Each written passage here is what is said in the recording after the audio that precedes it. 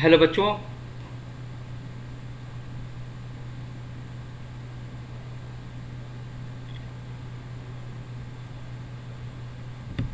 मेरी आवाज़ जा रही है क्या आप लोगों के पास? एक बारी मुझे मैसेज करिएगा।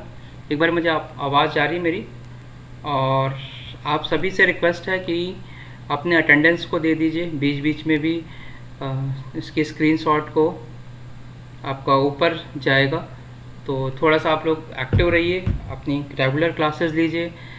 और मेरी आवाज़ जा रही है सभी को? सभी को मेरी आवाज़ जा रही है? मेरी आवाज़ जा रही है? Okay okay okay. तो चलिए जल्दी जल्दी ज्वाइन कर लें क्लास। हम लोग क्लास स्टार्ट करते हैं, इसके बाद क्लास स्टार्ट करते हैं। जल्दी से आप ज्वाइन कर लें सभी लोग। Welcome Saumya, welcome Manisha. हाँ, good afternoon good afternoon good afternoon सभी को, गुड आफ्टरनून। देखिए, आप सभी का स्वागत करता हूँ मुख्यमंत्री अभ्युदय योजना में। मैं अखिल श्रीवास्तव मिर्ज़ापुर की टीम की तरफ से हम सभी का प्रयास होगा कि जैसा कि हमारी टैगलाइन है, पढ़ेगा उत्तर प्रदेश तो बढ़ेगा उत्तर प्रदेश। तो हमारी कोशिश भी है कि आपकी पढ़ाई हो, अच्छे से पढ़ाई हो और आप सभी रिज़ल्ट लाएं। इसके लिए भी हम कोशिश कर रहे हैं और हमारी पूरी टीम मेहनत कर रही है। तो प्लीज़ आप लोग भी थोड़ा सहयोग करें। सभी को गुड आफ्टरनून, सभी का वेलकम, सभी का स्वागत। देखिए, मेरी आवाज़ जा रही है तो हाँ ठीक है। अभी 5 मिनट के बाद आप लोग अटेंडेंस दीजिएगा। तुरंत अटेंडेंस देने की कोई ज़रूरत नहीं है। आज थोड़ी छोटी क्लास करूँगा, थोड़ा सा मैं इसे प्राइमर करने जा रहा हूँ। कुछ इश्यूज़ हैं। तो देखिए, मेरा नाम अखिल श्रीवास्तव। सुमंगलम के कल एक क्वेश्चन आए थे, जिसको सुमंगलम ने पूछा था। सुमंगलम, वो मैंने करा रखा है क्लास में, वीडियो में मैंने डिस्कस कर रखा है। हो सकता है तुमने वो लेक्चर ना देखा हो, तो इलेक्ट्रोकेमिस्ट्री का वो पार्ट ज़रूर देख लो, क्लियर हो जाएगा। अगर फिर भी नहीं होता तो मैं आपको वो क्वेश्चन ज़रूर बता दूंगा, ठीक है। और I have a 12 year experience. मैंने ऑनलाइन में भी आपको अन अकेडमी पे क्लास ली हैं, और अब मैं ऑनलाइन में अभ्युदय पे क्लास ले रहा हूँ। एक्स फैकल्टी फर्जी साउथ दिल्ली का, साउथ दिल्ली में मैंने पढ़ाया हुआ है। और उसके बाद वीएमसी में मैंने पढ़ाया हुआ है और नारायणा में भी मैंने पढ़ाया हुआ है। हालांकि आपको पता ही होगा कि कोचिंग इंडस्ट्री में अगर आप सबसे बड़ा नाम देखें तो इंडिया में सबसे बड़ा नाम है कोटा। सबसे बड़ा नाम है कोटा। और कोटा के बाद सेकंड नंबर का जो नाम आता है वो होता है साउथ दिल्ली, ठीक है। तो साउथ दिल्ली का ऐसे भी बहुत बड़ा नाम है इस फील्ड में। तो आप सभी फ़िलहाल मेहनत करें और कोशिश करें कि आप लोगों का अच्छे से रिज़ल्ट आए। तो चलिए आज की क्लासेस स्टार्ट करें। आज की क्लासेस स्टार्ट करें। देखिए, थोड़ा सा बैकग्राउंड चेंज होगा आज, है ना। तो चलिए क्लासेस स्टार्ट करते हैं, है ना। 5 मिनट के बाद सभी लोग प्रेजेंट कर लीजिएगा, सभी लोग प्रेजेंट कर लीजिएगा। चलिए चलिए, आज का जो लेक्चर है, देखिए मैं आपको नया चैप्टर पढ़ा रहा हूँ, थर्मोडायनेमिक्स। थर्मोडायनेमिक्स। तो आज तो मैं आपको इस चैप्टर का बेसिक बताऊंगा। आज मैं इस चैप्टर का बेसिक बताऊंगा आपको। अच्छा, थर्मोडायनेमिक्स में आपको क्या करना है, इसे 2 पार्ट में पढ़ना है। इसे देखिए, ज़्यादा से ज़्यादा 3 क्वेश्चन आते हैं, ज़्यादा से ज़्यादा 3 क्वेश्चंस आते हैं। अगर आप मेंस की बात करते हैं, जेई मेंस की बात करते हैं तो भी, और नीट की भी बात करते हैं तो भी। नीट में भी कभी 2 क्वेश्चन आ जाते हैं, कभी 3 क्वेश्चन आ जाते हैं। तो इस तरह से होता है। अब थोड़ी सी बात यहाँ पे आपको कुछ बेसिक चीज़ समझनी है कि किस किस पार्ट से आते हैं क्वेश्चन, क्या क्या आपको ध्यान रखना है। देखिए, थर्मोडायनेमिक्स को आपको 2 पार्ट में पढ़ना चाहिए। एक तो थर्मोडायनेमिक्स और दूसरा पढ़ना चाहिए थर्मोकेमिस्ट्री। आपको 2 पोर्शन से पढ़ना चाहिए, एक थर्मोडायनेमिक्स, थर्मोडायनेमिक, और दूसरा पढ़ना चाहिए थर्मोकेमिस्ट्री। तो जो बच्चे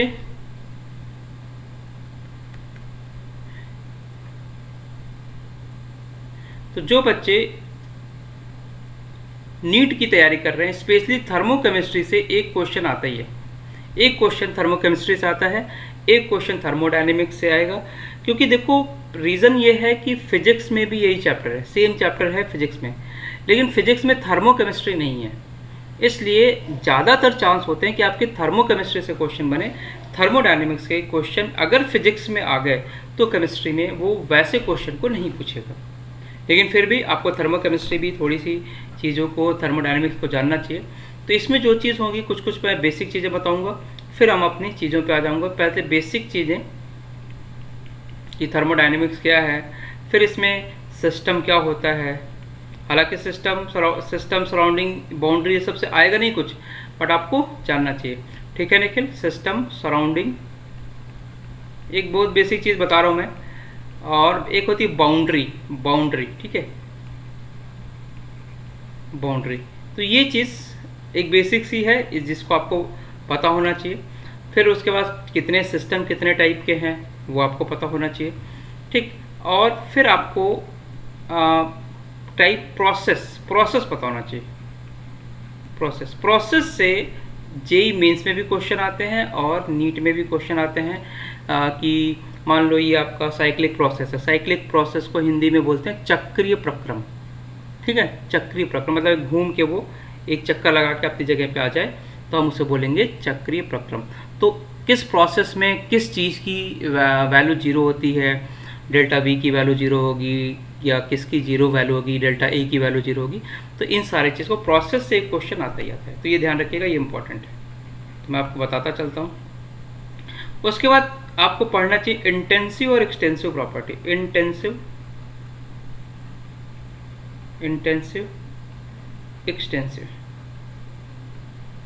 एक्सटेंसिव प्रॉपर्टी। तो इससे भी आपके क्वेश्चन नीट में भी पूछे जाते हैं और मेंस में भी पूछे जाते हैं, तो ये भी बड़ा इंपॉर्टेंट चीज़ है।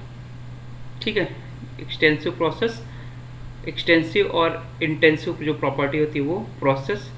इसके बाद जो प्रोसेस है उस प्रोसेस में आपको एक वर्क डन पूछा जाता है, वर्क डन। ठीक है, वर्क डन। अब जो प्रोसेस है आप उसमें कई तरह के प्रोसेस पढ़ेंगे। मतलब मैंने तो एक आपको एक प्रोसेस बताया आपको, साइक्लिक प्रोसेस, जैसे उसमें आपका आइसोथर्मल प्रोसेस भी है, एडियाबैटिक प्रोसेस भी है, आइसोबारिक प्रोसेस है, आइसोकोरिक प्रोसेस है। तो डिफरेंट टाइप के प्रोसेस है। ठीक है मनीषा, ये सारी चीज़ें तो आप लोग पास आउट के हैं तो पता होंगी। दूसरी प्रोसेस के बाद आपको पढ़ना है एक वर्क डन इन आइसोथर्मल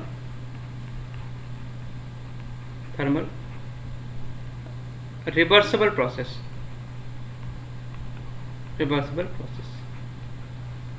ये आपको पढ़ना है। वर्क डन ये भी इम्पॉर्टेंट है, ये आपका जेई मेंस में भी आता है और जेई एडवांस में भी आता है। ठीक है, इसके बाद वर्क डन जो आप आइसोथर्मल प्रोसेस की बात करेंगे तो एक वर्क डन होता है एडियाबैटिक प्रोसेस। तो ये दो वर्क डन आपको पढ़ना पड़ेगा। इस वर्क डन पे फार्मूले पे बेस्ड क्वेश्चन, इन सारी चीज़ों को आपको थोड़ा सा ध्यान रखना पड़ेगा। ठीक है, तो work done in isothermal process, reversal process, adiabatic process. Work done ये सब खत्म करने के बाद आपको एक तो पढ़ना पड़ेगा thermodynamics first law. Thermodynamic first law. Thermodynamic खत्म होने के बाद आप लोग एक काम और करिएगा कि इन ऑर्गेनिक का रिवीजन करते रहिए। जैसे ये खत्म होगा ऑर्गेनिक का आप रिवीजन करके रखेंगे, मैं तुरंत आगे चलूँगा तो फटाफट हमारी ऑर्गेनिक भी खत्म हो जाएगी, क्योंकि ऑर्गेनिक का हमने बेसिक आपको करा रखा है। तो बेसिक वाला पार्ट हो चुका है और इस थोड़ी सी जो चीज़ें बच रही हैं उसको हम लोग थोड़ा देख लेंगे। ठीक है, तो थर्मोडायनेमिक्स फर्स्ट लॉ में एक टर्म आएगा इंथैल्पी। इससे क्वेश्चन आते हैं और यही इसी से रिलेटेड आपकी थर्मोकेमिस्ट्री होती है। तो यहीं पे मैं आपको थर्मोकेमिस्ट्री वाला पोर्शन करा दूंगा। तो जब मैं थर्मोकेमिस्ट्री वाला पोर्शन कराऊं तो उसको आप अलग से ध्यान रख लीजिएगा कि ये थर्मोकेमिस्ट्री में और इससे एक क्वेश्चन आएगा। जब पूरा पढ़िएगा तो इसको ज़रूर ध्यान दीजिएगा, एंट्रोपी वाला, थर्मोकेमिस्ट्री से रिलेटेड जो चीज़ें हैं।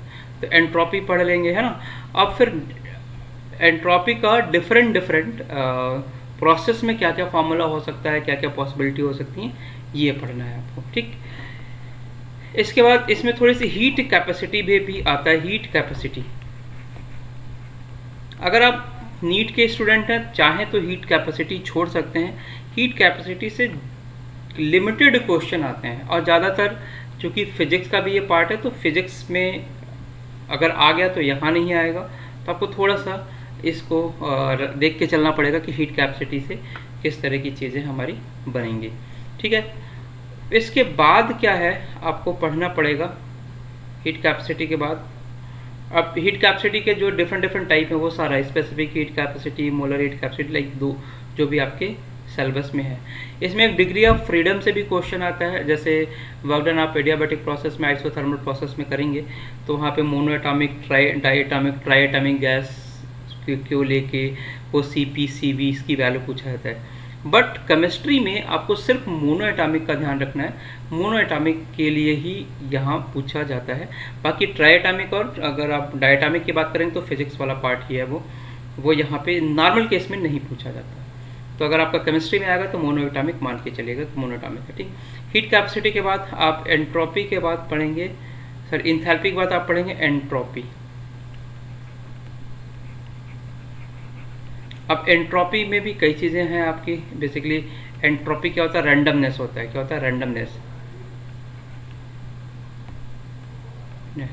ये पढ़नी है आपको। और रैंडमनेस के बाद, एंट्रोपी के बाद आपको पढ़ना है, और फिर एंट्रोपी का डिफरेंट प्रोसेस में कैसे कैसे आप यूज़ कर सकते हैं वो, और इस पे बेस्ड क्वेश्चन। तो इंथैल्पी पे भी क्वेश्चन आते हैं, ये भी इम्पोर्टेंट है। एंट्रोपी पे भी क्वेश्चन आते हैं, ये वाला भी पार्ट इम्पोर्टेंट है। ठीक है, एक बार आप लोग साथ में लिखते चलिए।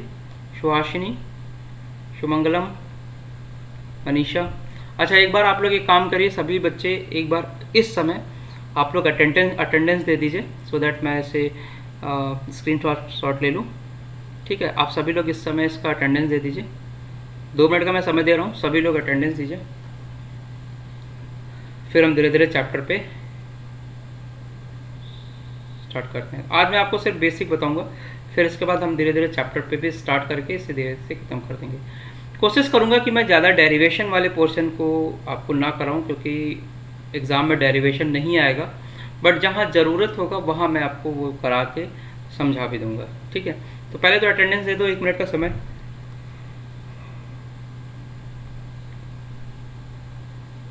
ठीक है, सबसे पहले अटेंडेंस दो, सारे बच्चे अटेंडेंस दे दीजिए। और क्लास में जाते जाते भी आप लोग एक बार अटेंडेंस ज़रूर कर दीजिएगा। क्लास में जाते जाते भी आप लोग एक बार अटेंडेंस ज़रूर कर दीजिएगा।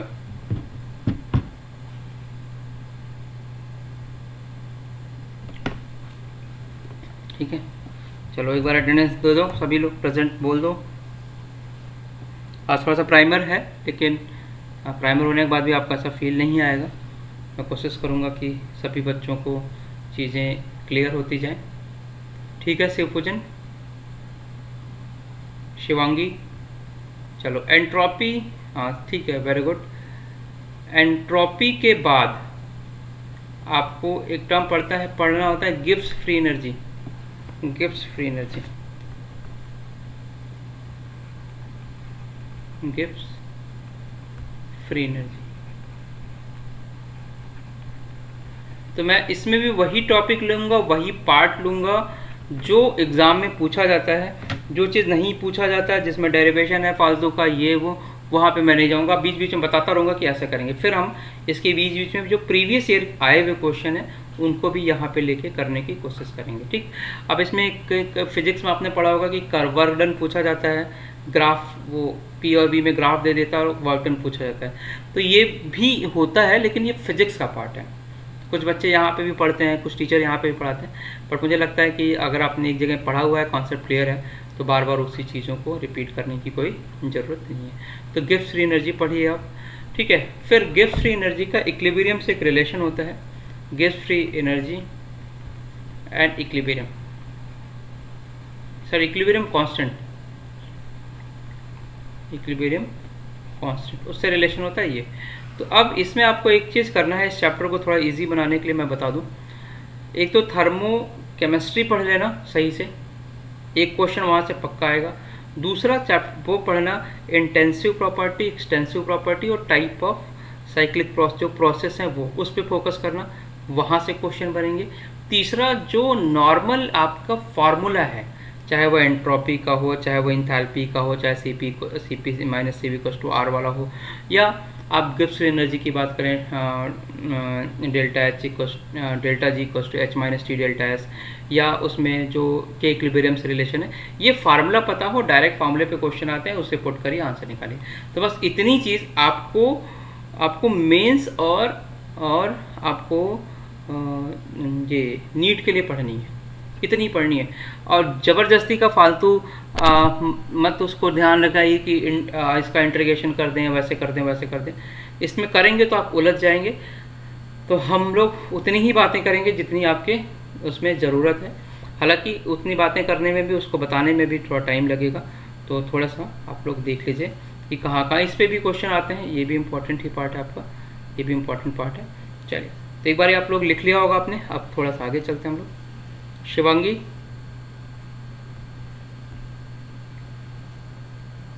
चलें बच्चे आगे। आदित्य, ठीक है, चलो।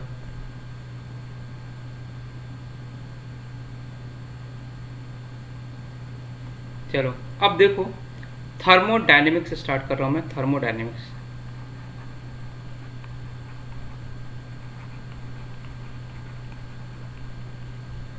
हर्षित, चलो हर्षित के एग्जाम्पल लेते हैं, ठीक है। हर्षित का एग्जाम्पल लेते हैं। थर्मोडायनेमिक्स, देखो दो तरह की थर्मोडायनेमिक्स होती है। एक तो जो हम लोग पढ़ रहे हैं अभी, एक होती है स्टैटिकल थर्मोडायनेमिक्स। तो स्टैटिकल थर्मोडायनेमिक्स अभी तो आप नहीं पढ़ेंगे। स्टैटिकल थर्मोडायनेमिक्स पार्ट भी है आपका, एमएससी का पार्ट है, या अगर आप बीटेक करते हैं तो बीटेक में भी आपको स्टैटिकल थर्मोडायनेमिक्स पढ़ना पड़ता है। बट स्टैटिकल थर्मोडायनेमिक्स आपके लेवल पे नहीं है। स्टैटिकल थर्मोडायनेमिक्स मतलब क्या होता है कि अगर हम छोटे छोटे पार्टिकल्स, जैसे मान लो आपको ये बोला जाए कि एक बॉल है, तो बॉल को उठा के फेंको, बॉल को उठा के फेंको, तुम्हें चोट लग जाएगी, वो एनर्जी ट्रांसफर करेगा। ये सब आप नॉर्मल वाले थर्मोडायनेमिक्स में पढ़ते हैं।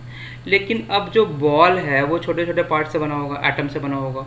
जो बॉल उड़ के जाएगा तो उसके चारों ओर भी एटम घूमेंगे, है ना। तो वो यानी कि जब हम एटॉमिक लेवल की बातें करने लगते हैं तब हम थोड़ा स्टैटिकल थर्मोडायनेमिक्स वहाँ पे आता है। जैसे अगर मैं अपने हाथ को ऐसे रब करूँ, मेरा हाथ को रब करूँ, तो यहाँ पे क्या होगा, थोड़ी देर में ये मेरा हाथ गर्म हो जाएगा, ठीक। मैं किसी को टच करूँगा तो वो भी गर्म होगा। तो स्टैटिकल थर्मोडायनेमिक्स बोलता है कि एक पार्टिकल, पहले तो इसमें एक पार्टिकल को गर्म होना पड़ेगा और उस पार्टिकल ने एनर्जी को ट्रांसफ़र किया होगा। तो हम बहुत ही माइन्यूट लेवल पे नॉर्मल थर्मोडायनेमिक्स में हम नहीं पढ़ते हैं। हालांकि वो सही है, लेकिन हम उन चीज़ों की बात नहीं करेंगे। तो नॉर्मल केस में हम ये बोलेंगे कि हम थर्मोडायनेमिक्स की एक लिमिटेशन होगी कि हम जब भी थर्मोडायनेमिक्स की बात करेंगे तो वो बल्क मॉलिक्यूल में बात करेंगे, इंडिविजुअल एटम की या इंडिविजुअल लेवल पे हम बात नहीं करेंगे। मतलब ये है कि मैं बोलूँ कि मेरे पास मोबाइल है और मोबाइल से मैं कुछ डेटा ट्रांसफ़र कर रहा हूँ, तो ये बल्क है, ठीक। लेकिन मैं बोलूँ कि मोबाइल का एक ऐसा सेंसर है जो यहाँ से डेटा ऐसा ट्रांसफ़र करेगा, वो सेंसर इतना छोटा है, तो वहाँ तक की बात हम इस लेवल पे अभी नहीं करेंगे। अभी हम थर्मोडायनेमिक्स में नॉर्मल जो भी थर्मोडायनेमिक्स का पार्ट है उसकी हम बात करेंगे, ठीक है। चलिए, तो थोड़ा सा हम लोग देखते हैं इसके आगे क्या है थर्मोडायनेमिक्स। तो चलिए, थर्मोडायनेमिक्स क्या, देखो पहले तो थर्मोडायनेमिक्स देखो दो पार्ट से बना हुआ है। एक होता है थर्मो, एक होता है डायनेमिक, ठीक है। देवदत्त, थर्मोडायनेमिक को हिंदी में बोलते हैं उष्मागतिकी। उष्मागतिकी के सिद्धांत आप पढ़ेंगे। थर्मो का मतलब होता है बच्चे हीट,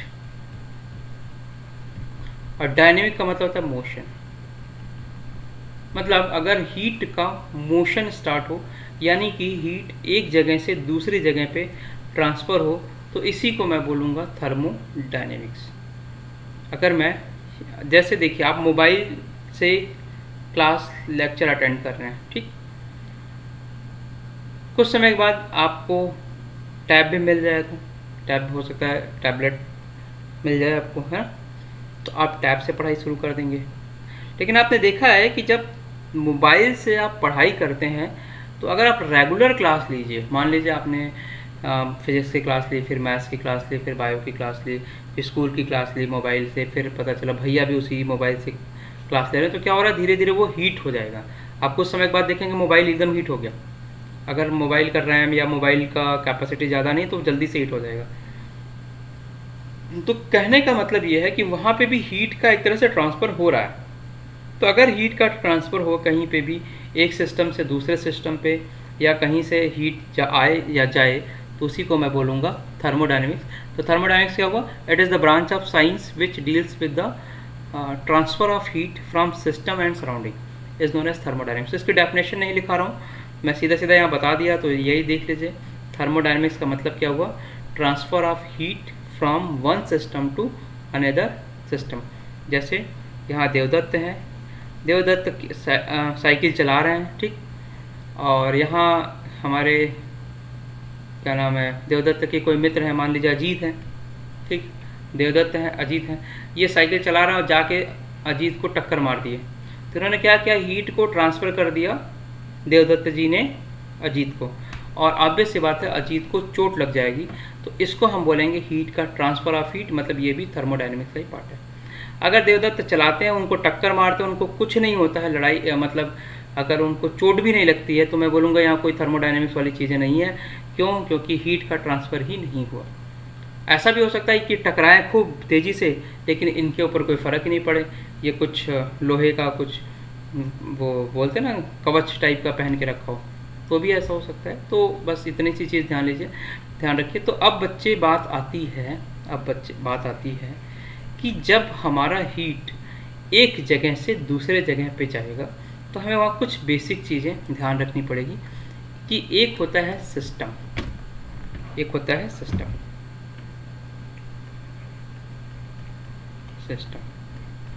तो सिस्टम क्या है? सिस्टम क्या है तो ये ध्यान रखिए। सिस्टम देखिए पूरी चीज़ क्या है, पहले तो ये समझिए एक पूरा क्या है, यूनिवर्स है। आपकी जो पृथ्वी है, आपका सन है, ये क्या है, एक पूरा मिला के क्या बना रहे हैं, यूनिवर्स बना रहे हैं, जैसे हिंदी में ब्रह्मांड बोलते हैं, यूनिवर्स बना रहे हैं। अब इस पूरे यूनिवर्स में जिस चीज़ पे आप थर्मोडायनेमिक स्टडी करते हैं, that is known as system. जिस भी चीज़ पे आप थर्मोडायनेमिक वर्क करते हैं, स्टडी करते हैं, उसी को आप क्या बोलते हैं, सिस्टम बोलते हैं। जैसे मैं मार्कर ये इससे पढ़ा रहा हूँ, तो ये क्या होगा, ये सिस्टम है। लेकिन अगर मैं इसको ध्यान ना दूँ, मैं ध्यान दूँ कि बच्चों को कितना समझ में आया, तो मेरे लिए क्या, आप एक सिस्टम हो गए। आपका मोबाइल काम कर रहा है नहीं कर रहा है, ये क्या हो गया, आपके लिए एक सिस्टम हो गया। सिस्टम क्या हुआ, जिस पे थर्मोडायनेमिक स्टडी की जाए, थर्मोडायनेमिक्स केस को बताया जाए, that is known as system. तो सिस्टम क्या हुआ बच्चों, इट इज एट विच, मैं तो टू द पॉइंट बता रहा हूँ, eight which thermodynamics work is done. Thermodynamic work is done.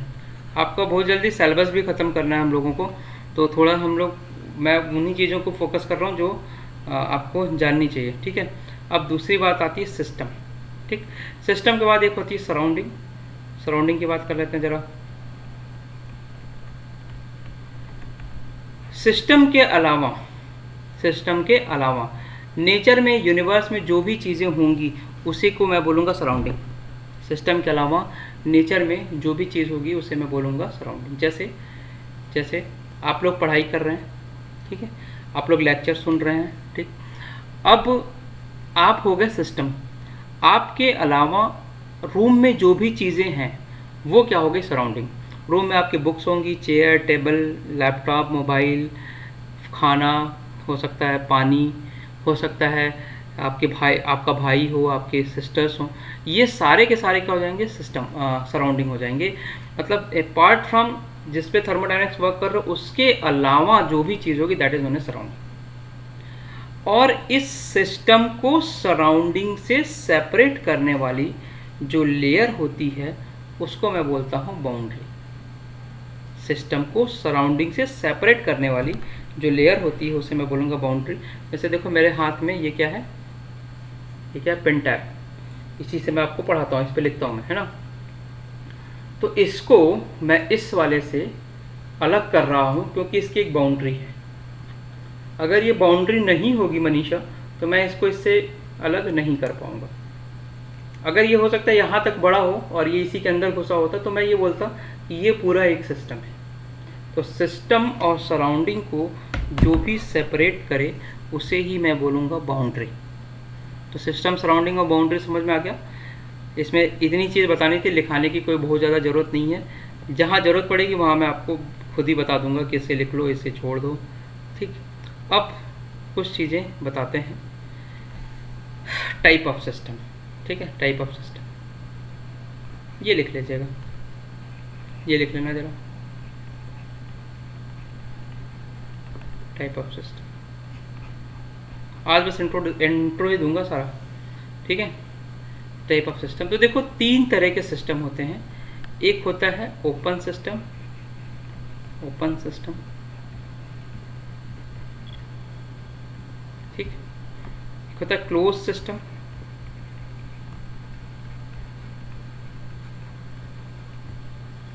और एक होता है आइसोथर्मल सिस्टम। तो अभी पहले मैं ओपन सिस्टम और क्लोज सिस्टम की बात कर लेता हूँ। तो देखो इसमें भी मैं कुछ नहीं लिखा रहा हूँ, एकदम टू दी पॉइंट बात कर रहा हूँ। ओपन सिस्टम किसे कहते हैं पहले तो, जैसे मान लो देवदत्त के घर में आया, देवदत्त ने क्या किया, चाय बना के मुझे पिलाई, ठीक। ये वो होता है ना, चाय का कंटेनर ले लीजिए, क्या बोलते हैं इसे, फ्राई पैन टाइप का जो आता है जिसमें चाय बनती है ना। अब ये देवदत्त जो है चाय बना के पिला रहा है, पिलाने वाला है। जैसे ही मैं देवदत्त के घर गया तो देवदत्त ने चाय बैठा दी। पता चला कि थोड़ी देर के बाद देवदत्त के एक मित्र हैं, देवदत्त के मित्र हैं हर्षित, वो भी आ गए, हर्षित भी आ गए, अखिल सर भी थे। इतने में फिजिक्स वाले सर भी, पता चला फिजिक्स वाले सर भी उसी रास्ते से गुजर रहे थे। तो अब क्या करेंगे, क्या देवदत्त इसमें अपना अलग से, मतलब पानी, दूध, चीनी, चाय सब मिला सकते हैं, सब मिला सकते हैं, और इसे थोड़ी देर और गर्म कर दें, फिर भी चाय बन जाएगी ना। अगर 2-3 लोग चले गए, अब ऐसा नहीं कि 2 लोग वापस गए तो ये वापस निकाल लेंगे, वापस निकालने का चांस नहीं है, बट वहाँ पे डालने का चांस है। 2-4 लोग और बढ़ जाएंगे तो 2-4 मिनट में ये पानी, दूध और सब मिला देंगे, है ना। तो इसका मतलब ऐसा सिस्टम जिसमें आप, ये बाहर से जो तुम डाल रहे हो ये क्या है, ये मास है, और नीचे से जो तुम डाल यहाँ पे इसे गर्म कर रहे हो ये क्या है, एनर्जी है। तो ऐसा सिस्टम जिसमें एनर्जी का मतलब तो ऊष्मा का प्लस मास दोनों का ही ट्रांसफ़र हो, system in which energy and mass, both energy and as well as mass is transferred, is known as open system. Open system में दोनों का ही ट्रांसफ़र होता है। क्लियर है इतनी बातें? ओपन सिस्टम में दोनों का ही ट्रांसफ़र होता है, दोनों का ही लेन देन होता है। लिख लीजिए, टू द पॉइंट लिखिए ज़्यादा, ठीक है। क्लोज सिस्टम, क्लोज सिस्टम की बात कर लेते हैं। मान लीजिए हर्षित हैं, कुछ बना रहे हैं, और बना किस में रहे, कुकर में। कुकर में क्या हुआ, 10 मिनट में दाल चढ़ा रखी है, और कुकर में आपको पता होगा प्रेशर कुकर में एक सीटी होती है ना। अब प्रेशर कुकर में वो दाल पकता है। मान लीजिए ये देवदत्त हर्षित पका रहे हैं इसे, अब इनका दाल बनने ही वाला है, दाल बनने ही वाला है। अब इनके घर 2 मेहमान और आ गए, 2 मेहमान और आ गए, तो दाल को बढ़ानी पड़ेगी। तो एक ऑप्शन है जैसा कि लोग अपनाते हैं कि उसी दाल में पानी मिला दें, ठीक है। तो दाल में पानी मिला दोगे तो उसको ओपन करना पड़ेगा, ठीक है ना। मैं कह रहा हूँ बिना ओपन किए, बिना खोले अब इसमें तुम कुछ नहीं कर सकते हो। इसमें ज़्यादा तुम क्या कर सकते हो, हीट का ट्रांसफ़र कर सकते हो, बाहर से कुछ नहीं डाले। या मान लो दाल अभी पकने में भी कुछ समय था, अगर आपने बीच में ही खोल दिया उसको तो दाल ख़राब हो जाएगी, और अगर आपने थोड़ा वेट किया तो आप सभी को नहीं खिला पाएंगे खाना, ठीक। या जो दाल आप बना रहे थे सभी के लिए अवेलेबल नहीं होगा। इसका मीन्स क्या हुआ, इट मीन्स ऐसा सिस्टम जिसमें आप सिर्फ और सिर्फ एनर्जी का ट्रांसफ़र कर पाएँ, मास का ट्रांसफ़र ना कर पाएँ, उस सिस्टम को हम बोलते हैं क्लोज सिस्टम। तो ये वाला सिस्टम क्या होगा, इसमें सिर्फ एनर्जी का ट्रांसफ़र होगा, एनर्जी ट्रांसफ़र होगी, मास का ट्रांसफ़र नहीं होगा, मास का नो ट्रांसफ़र होगा। यहाँ मैं कैंसिल कर दे रहा हूँ, मतलब समझ लीजिए कि इसका ट्रांसफ़र नहीं हो रहा है। तो मास का ट्रांसफ़र अगर ना हो, सिर्फ एनर्जी का ट्रांसफ़र हो, तो उसे मैं बोलूँगा क्लोज सिस्टम, उसको मैं बोलूँगा क्लोज सिस्टम। अब एक क्वेश्चन का आंसर बताइए, जो हम हैं ना, हम मनुष्य यानी हम ह्यूमन जो है, ये क्वेश्चन आया हुआ है, हम ह्यूमन जो है वो क्लोज सिस्टम है, ओपन सिस्टम है, क्या है? जल्दी से आंसर करिए। हम जो ह्यूमन है वो क्लोज सिस्टम है, ओपन सिस्टम है, या क्या है? बताइए, जल्दी से आंसर करिए। हम मनुष्य जो है, ह्यूमन जो है, क्लोज सिस्टम है निखिल, आदित्य, ओपन सिस्टम है, क्या है? सुहासिनी, मनीषा,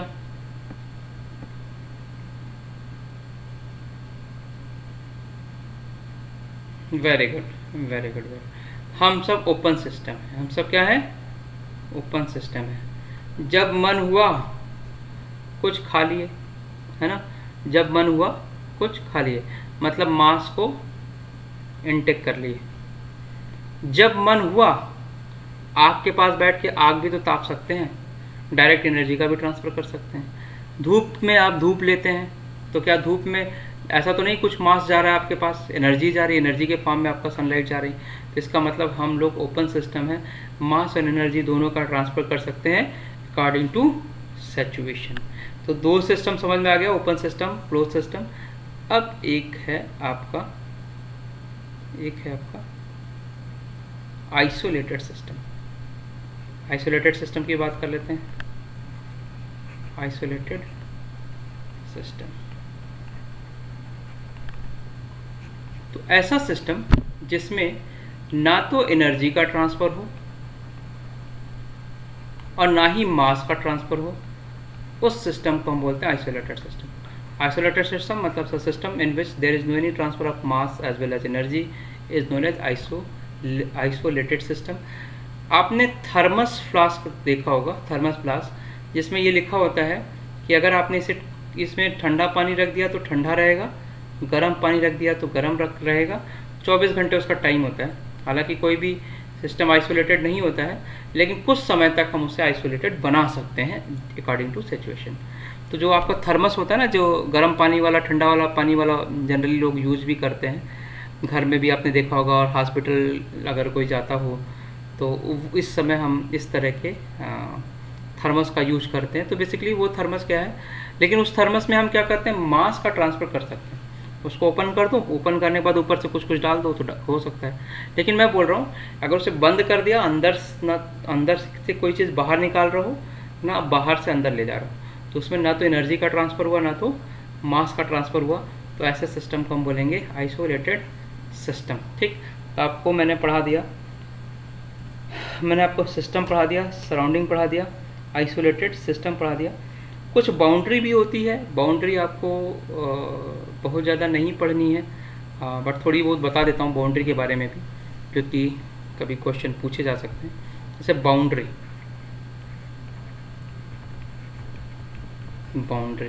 ठीक है, तो जैसा आपका प्रोसेस होता है ना, वैसे ही आपकी बाउंड्री भी होती है। एक होती है मूवेबल बाउंड्री,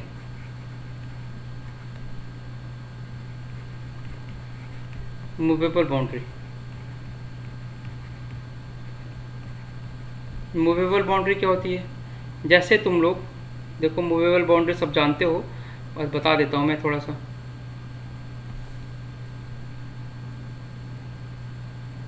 जैसे देखो, पिस्टन वाला केस देखा होगा तुम लोगों ने, पिस्टन वाला केस, कि मान लो ऊपर से यहाँ पे एक पिस्टन लगा दिया, और पिस्टन लगा दिया, अब इस पिस्टन को ऊपर और नीचे कर रहा हो, ऊपर और नीचे कर सकते हो।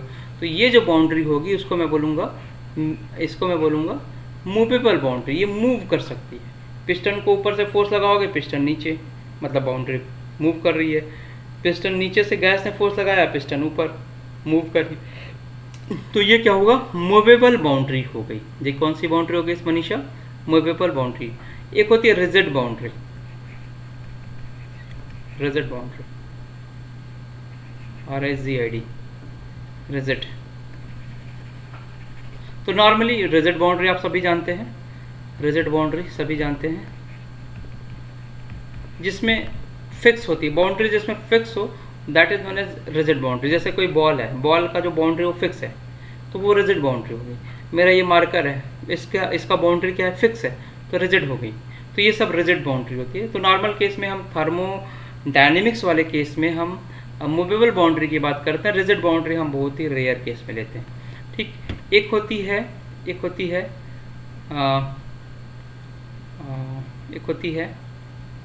इसको बोलते हैं डाइथर्मिक बाउंड्री, डाइथर्मिक बाउंड्री। ठीक, तो आपने अगर क्या फ्रिज देखा है, फ्रिज पुराना वाला फ्रिज, नया वाला नहीं, पुराना वाला फ्रिज देखा है? अगर किसी के घर में पुराना वाला फ्रिज हो तो देखो वहाँ पे जो फ्रिज है वो उसके पीछे, जो फ्रिज के पीछे देखोगे तो फ्रिज के पीछे ऐसे से जाली लगी रहती है। हर लोगों के फ्रिज में अलग अलग सा होगा, किसी में छोटा होगा, किसी में बड़ा होगा, किसी में पूरे बड़ा सा, लेकिन ये पुरानी वाली फ्रिज में होता था। अब की फ्रिज में तो नहीं देखता हूँ मैं, पुरानी वाली फ्रिज में होता था। तो ये क्या करता था, ये डाइथर्मिक बाउंड्री थी। ठीक है, तो ये करेगा क्या, ये क्या करेगा, हीट का जो है ट्रांसफ़र रोक देगा। हीट का ट्रांसफ़र, वहीं अगर आपको बोल दे कि डाइथर्मिक बाउंड्री ले ली, इसका मतलब क्या है कि उसने हीट का ट्रांसफ़र रोक दिया। एटलीस्ट जहाँ तक हो सके वहाँ तक रोक देता है वो। इसीलिए आपने देखा होगा कि जो फ्रिज है, फ्रिज के जो पीछे से आप कहीं पे भी जहाँ दीवार पे उसे लगा देते हैं तो वो हीट का ट्रांसफ़र नहीं करता जब तक कि आप उसे खोलिए नहीं। तो हीट का ट्रांसफ़र नहीं करता, इसीलिए वो जो सब्सटेंस है उसको वो ठंडा रखता है। तो डाइट थर्मल बाउंड्री होती है। तो बहुत ज़्यादा बाउंड्री का बहुत रोल नहीं आपको पूछा जाता है, लेकिन आप थोड़ा सा देखते रहिए, diathermic boundary, rigid boundary, movable boundary. ठीक है, और इस तरह की कुछ बाउंड्री होती हैं। सिस्टम पढ़ा दिया, सराउंडिंग पढ़ा दिया। अब आपको थर्मोडायनेमिक प्रॉपर्टी पढ़नी है और टाइप ऑफ सिस्टम पढ़ना है। ठीक है, टाइप ऑफ सिस्टम पढ़ना है। तो चलिए एक बार टाइप ऑफ सिस्टम पढ़ने या थर्मोडायनेमिक प्रोसेस पढ़ना है। थर्मोडायनेमिक प्रोसेस पढ़ना, तो ये भी पढ़ लीजिए, इससे क्वेश्चन आता है। थर्मोडायनेमिक्स प्रोसेस, हेडिंग डालो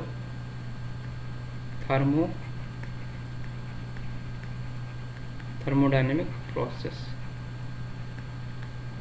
सभी बच्चे हेडिंग डालो थर्मोडायनेमिक्स प्रोसेस। ये प्रोसेस सबसे इम्पोर्टेंट है, इसी प्रोसेस से तुम लोगों को चीज़ें ध्यान रखनी पड़ेगी।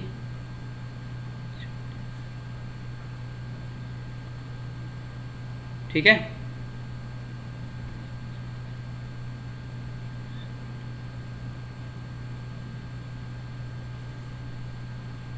तो थर्मोडायनेमिक्स प्रोसेस याद रखना पड़ेगा। तो मैं आपको आज थर्मोडायनेमिक्स प्रोसेस तक करा देता हूँ, अब फिर हम नेक्स्ट इसके बाद भी बात करेंगे।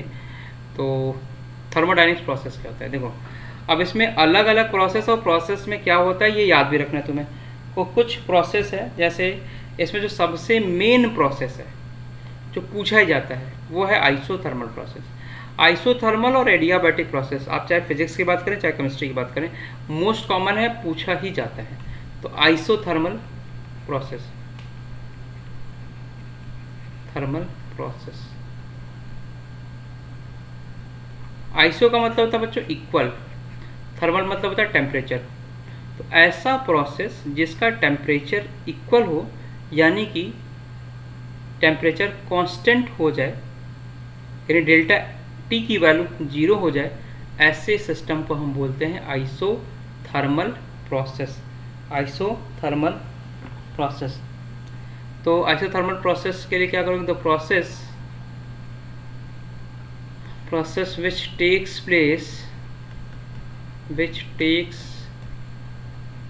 place at constant temperature is known as isothermal process।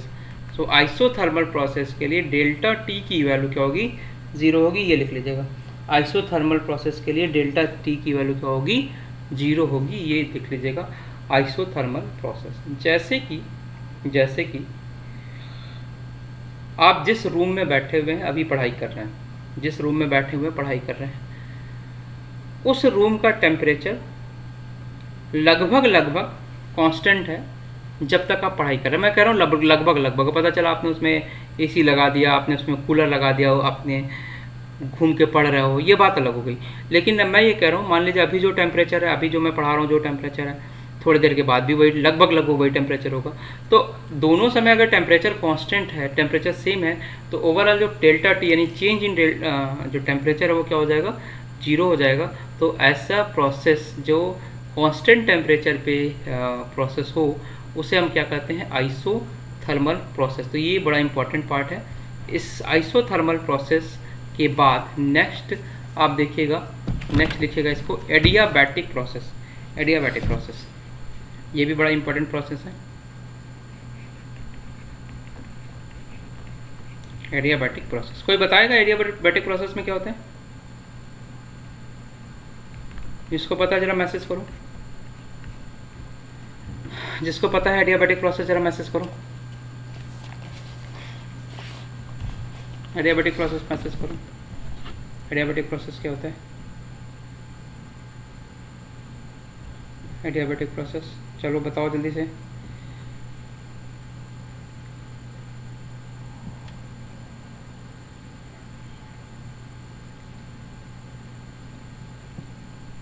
Adiabatic process वो प्रोसेस है, एडियाबैटिक प्रोसेस वो प्रोसेस है जिसमें हीट का एक्सचेंज ना हो।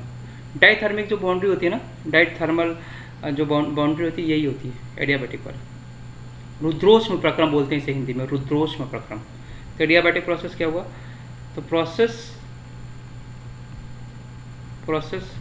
in which no transfer of heat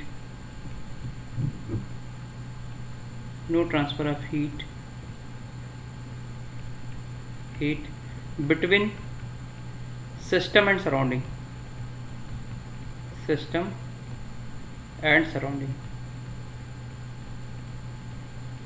process जिसमें सिस्टम और सराउंडिंग के बीच में कोई भी हीट का ट्रांसफ़र ना हो उसे हम बोलेंगे एडियाबैटिक प्रोसेस। और एडियाबैटिक प्रोसेस के लिए जो डेल्टा क्यू की वैल्यू होती है वो क्या होती है, ज़ीरो होती है। डेल्टा क्यू की वैल्यू क्या होती है, जीरो होती है। अब एक चीज़ और बता देता हूँ, फिजिक्स का पार्ट है बट थोड़ा सा सुन लो।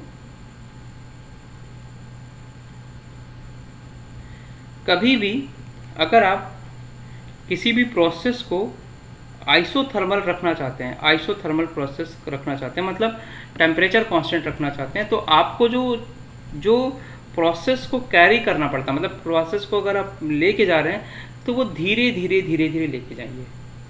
कभी अगर आपको टेम्परेचर को कांस्टेंट रखना हो तो प्रोसेस को कैसे ले जाएंगे, धीरे धीरे धीरे। ठीक, अगर बाई चांस टेम्परेचर बढ़ा तो वो सराउंडिंग से क्या करेगा, कुछ मास को या एनर्जी को गेन करके या एनर्जी को लॉस करके वो अपने टेम्परेचर को मेंटेन कर देगा। सेम वे से अगर टेम्परेचर कम हुआ तो भी वो सराउंडिंग से हीट का ट्रांसफ़र करके क्या कर देगा, वो वो जो टेम्परेचर है उसको बैलेंस कर दें। तो कभी कभी आपसे डायरेक्ट नहीं लिखा जाता है कि आइसोथर्मल प्रोसेस है, वो लिख देता है कि process is carried out in a slow mode. तो आपको ये समझना है कि स्लो मोड है, इसका मतलब है कि वो आइसोथर्मल है। स्लो मोड है तो उसका मतलब क्या हुआ कि वो आइसोथर्मल है। ठीक, और कभी कभी आपको सिस्टम और सराउंडिंग में जब हीट को ट्रांसफ़र नहीं करना होता है तो उस केस में आप क्या करेंगे, प्रोसेस को निखिल क्लास शुरू किया, उस समय प्रोसेस को क्या करेंगे, सडन चेंज करिए, मतलब अचानक से चेंज कर दीजिए। जब आप अचानक से चेंज करेंगे तो सिस्टम और सराउंडिंग को पता ही नहीं चलेगा सिस्टम और सराउंडिंग को पता ही नहीं चलेगा कि हीट का भी ट्रांसफ़र करना है। तो जब आप सडन चेंज करते हैं तो वो एडियाबैटिक प्रोसेस ही होता है। ये फिजिक्स में बताया भी जाता है, अगर आपको ना पता हो तो आप ध्यान से देख लीजिए। जैसे मान लीजिए ये एक प्रोसेस है जिसमें ये आपका मूवेबल पिस्टन है, इसको यहाँ तक लेके आना है।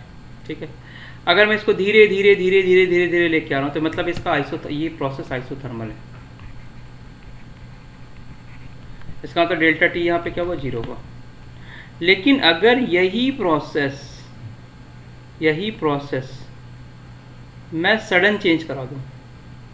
सडन चेंज करने का मतलब क्या हो, फ्रैक्शन ऑफ सेकेंड में फटाक से यहाँ ला दूँ, फ्रैक्शन ऑफ सेकेंड में फटाक से यहाँ लाऊँ, तो इसका मतलब क्या होगा, यही प्रोसेस क्या होगा, एडियाबैटिक हो जाएगा। यही प्रोसेस क्या हो जाएगा, एडियाबैटिक हो जाएगा। तो इसको मैं क्या करूँगा, डेल्टा क्यू इसके लिए 0 होगा और इसके लिए क्या होगा, डेल्टा टी 0 होगा।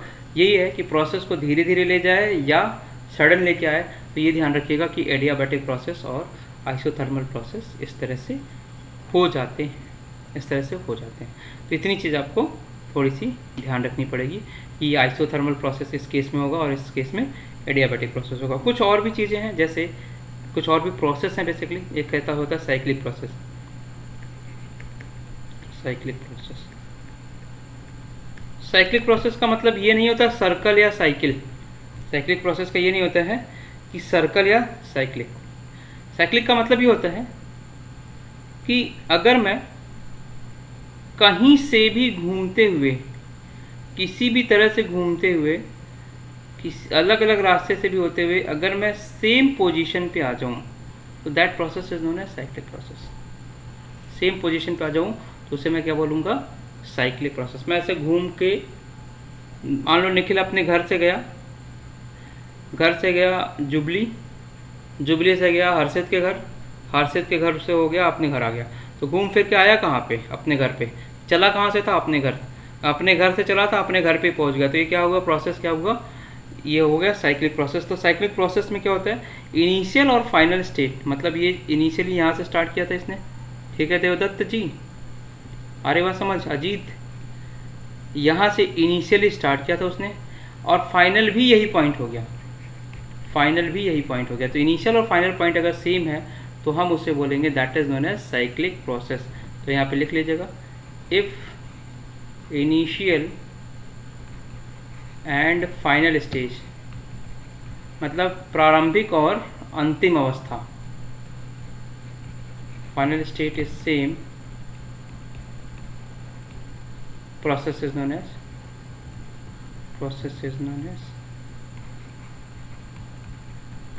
cyclic process।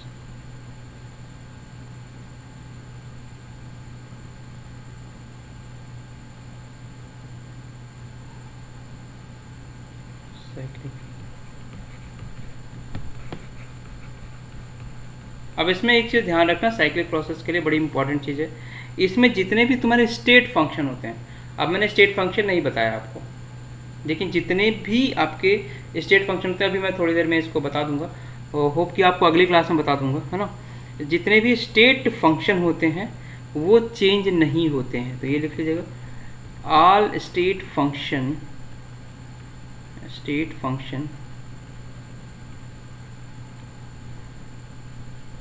do not change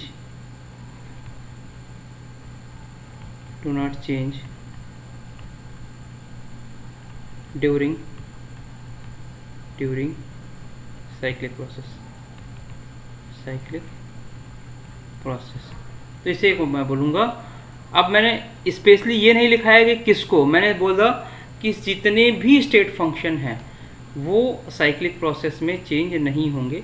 state function का मतलब सिंपल सी बात है, जैसे मान लो मैं अखिल सर हूँ, मैं अगर घूमते घूमते जुबली गया, वहाँ मैं कुछ दूसरा बन जाता हूँ। दूसरा मतलब वहाँ मैं आके मान लो आपको बायो पढ़ा दिया, तो अब तो मैं बायो का सर हो गया, है ना।